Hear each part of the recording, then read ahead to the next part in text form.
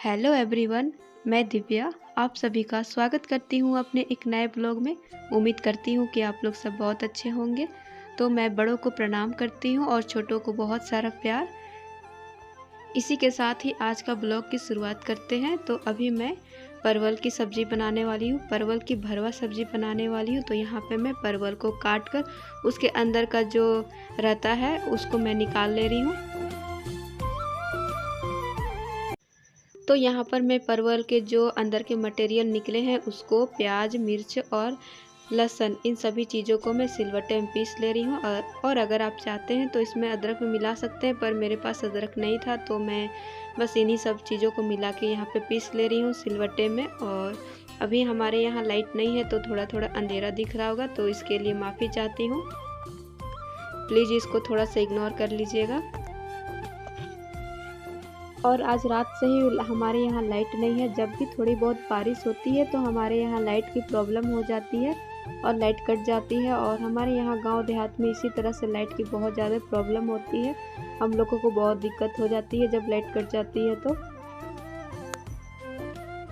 और लाइट की प्रॉब्लम होने के चलते भी मेरी जो वीडियो है वो हमेशा कंटिन्यू नहीं मैं ला पाती हूँ, क्योंकि मेरे घर में ना तो इन्वर्टर है ना तो मेरे पास पावर बैंक है जो मैं मोबाइल को चार्ज करूँ और वीडियो डालूँ। तो अभी मैं भरवा परवल बनाने के लिए जो मसाले तैयार करने पड़ते हैं परवल में डालने के लिए तो वो मैं तैयार कर रही हूँ। तो यहाँ पे तेल गरम होने के बाद मैंने यहाँ पे जीरा डाला। जीरा जब चटक गया तो इसमें मैंने प्याज काट के रखा था उसको डाल दिया। और प्याज जब भून गया था तो उसके बाद मैंने जो सिलवट्टे में मसाले पीसे थे जिसमें परवल के मटेरियल, लहसुन, मिर्च और प्याज इन सभी चीज़ों को मिला के मैंने पीसा था उसको मैंने यहाँ पे डाल दिया है। और जब ये पक गया तो उसके बाद मैंने यहाँ पे टमाटर को भी पीस लिया था उसको भी मैंने यहाँ पे डाल दिया है। और अब मैं इसमें जो भी मसाले होते हैं सूखे मसाले जो मैं डेली यूज करती हूँ उन सभी मसालों को यहाँ पे डाल दूँगी और उसके बाद में इसको अच्छे से पका लूँगी। और इसमें मैं MDH का जो मीट मसाला आता है वो भी मैं थोड़ा सा इसमें डाल रही हूँ, इससे टेस्ट जो है वो अच्छा आ जाएगा सब्ज़ी में। तो इसलिए मैं यहाँ थोड़ा सा डाल दे रही हूँ। और उसके बाद में यहाँ पे लास्ट में नमक स्वाद अनुसार डाल के इसको पका ले रहे हैं। और इसके बाद इसको ठंडा करने के बाद मैं यहाँ पे परवल में सभी मसालों को भर दी हूँ और उसके बाद में यहाँ पे इसको फ्राई कर ले रहे हैं। तो यहाँ पे जितने परवल में मैंने मसाले डाले हैं सभी परवल को एक ही बार तेल में दे रहे हैं फ्राई होने के लिए और इसको ढककर धीमी आंच में पकाना है। सभी परवल अच्छे से पक गए हैं तो अब मैं इसको थाली में निकाल ले रही हूँ।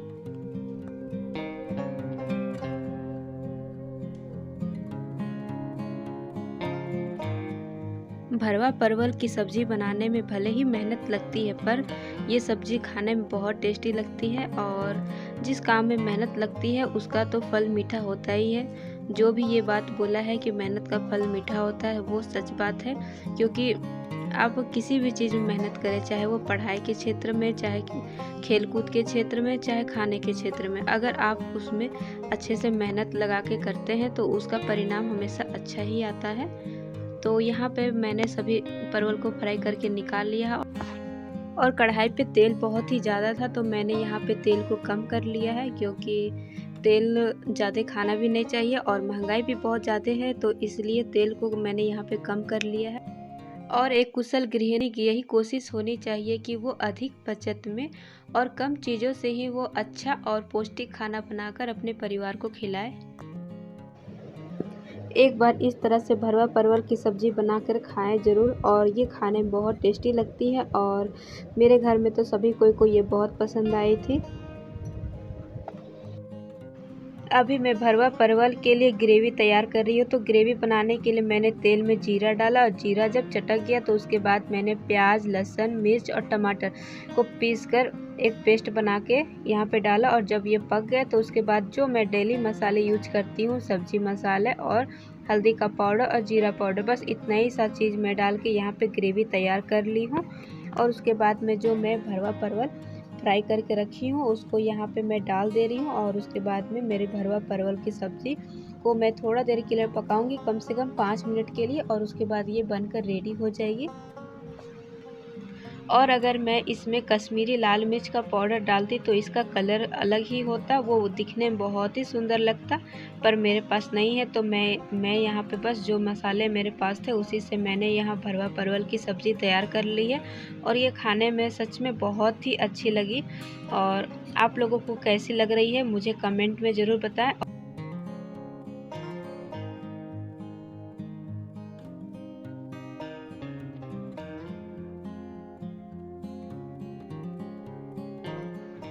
हमारे चापानल में थोड़ी सी खराबी आ गई है तो उसी को यहाँ पे यश के पापा ठीक करने की कोशिश में लगे हुए हैं। एक्चुअली इसका जो हैंड है, मतलब जिससे हम लोग चापानल चलाते हैं, तो वो दाएं बाएं होते रहता है। तो इसका जो बेरिंग है वो पूरा घिस के ख़त्म हो गया है, तो इसी को ये लगाने की कोशिश में लगे हुए हैं। साथ में है, बोलो बेटा पापा पापा। इसको शायद बेरिंग कहते हैं। तो यही हम लोगों का ख़राब हो गया था चापानल का, तो इसको ये ख़रीद के ले आए हैं मार्केट से और ख़ुद से लगाने की कोशिश कर रहे हैं। हम लोगों का मशीन भी है लगा हुआ, पर मशीन से हम लोग पानी पीने का यूज नहीं करते हैं, क्योंकि पाइप से हम लोगों का शैवाल बहुत ज़्यादा निकलता है पानी के साथ में। हरा हरा शैवाल जो होता है वो पूरा निकलता है पानी के साथ में, तो उसको पीने के लिए हम लोग यूज नहीं करते हैं। क्योंकि अगर पाइप से भरो पानी तो उसके बाद उसको छानना पड़ता है, और डायरेक्ट अगर चापानल से भरो तो उसमें गंदा नहीं निकलता है। तो इसलिए हम लोग चापानल का ही पानी यूज करते हैं चला के। और यहाँ पे ये बेरिंग को ख़रीद के ले आए थे और यहाँ पे लगा रहे हैं। और अगर ये चाहते तो कोई प्लम्बर को बुला के ले आते, और प्लम्बर घर आता तो घर आके चापानल को खोल के इसको लगाता तो वो 700-800 रुपये का बिल बना ही देता। तो इसलिए इन्होंने सोचा कि चलो खुद से ही ट्राई करते हैं। कितना बड़ा काम है, ज़्यादा बड़ा काम तो है ही नहीं, छोटा सा काम है, इसको मैं खुद ही कर लूँगा। और कोशिश करने में क्या जाता है, कोशिश करते हैं लगाने की। तो ये कोशिश किए और ये लगा भी लिए। ये बेरिंग को चेंज करने का कोशिश किए और ये लगा भी लिए। और इससे यही सीख मिलता है कि हमें कोशिश करते रहना चाहिए किसी भी चीज़ के लिए, और मन में एक संकल्प लेके चलना चाहिए कि हाँ मैं ये कर सकती हूँ। और अगर आप सोच ले कि हाँ मन में कि हाँ ये कर सकते हैं, तो ज़रूर आप कर सकते हैं। लेकिन अगर आप मन में ही ठान ले कि नहीं हो पाएगा मुझसे, तो ये सच में नहीं हो पाएगा। तो इससे मुझे एक हरिवंश राय बच्चन की एक प्रचलित कविता याद आ गई, जिसकी मैं 2 लाइन आप सभी के सामने गा के पेश करने जा रही हूँ। तो आप लोगों को पसंद आए तो प्लीज़ लाइक कर दीजिएगा। लहरों से डर कर नौका पार नहीं होती, लहरों से डर कर नौका पार नहीं होती, कोशिश करने वालों की कभी हार नहीं होती, कोशिश करने वालों की हार नहीं होती। अभी शाम के टाइम में विश्वकर्मा भगवान की मूर्ति को विसर्जन करने के लिए ले जाया जा रहा है। तो इससे विसर्जन करने से पहले पूरे गांव में मूर्ति को पूरा घुमाया जाता है और उसके बाद में तालाब में ले जाके विसर्जित कर दिया जाता है। वैसे तो पूजा शनिवार को थी और विसर्जित संडे को करने का था, पर संडे को विसर्जित नहीं की गई थी, क्योंकि संडे के दिन हमारे यहाँ मार्केट लगती है। तो सभी कोई मार्केट में बिजी होने के चलते सोमवार के दिन में मूर्ति का विसर्जन किया गया था। मेरे गांव की ये बात मुझे बहुत अच्छी लगती है कि यहाँ पे कोई भी पर्व त्यौहार हो, पूरे गांव के लोग इकट्ठे होके पूरे अच्छे से नाच झूम के पूरे अच्छे से त्यौहार को मनाते हैं। तो ये चीज़ मुझे मेरे गांव की बहुत पसंद आती है।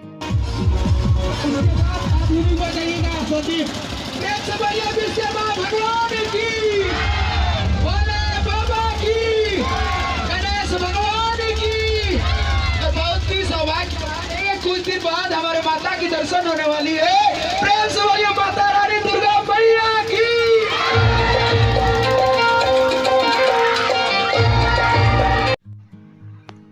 तो इसी के साथ ही आज का ब्लॉग को मैं यहीं पर एंड करती हूँ। उम्मीद करती हूँ कि आप सभी को मेरा ये ब्लॉग पसंद आया हो, और प्लीज़ अगर पसंद आया हो तो प्लीज़ लाइक कर दीजिएगा। और चैनल पे जो भी नए भाई बहन आ रहे हैं उन सभी से रिक्वेस्ट है कि प्लीज़ चैनल को सब्सक्राइब करिएगा।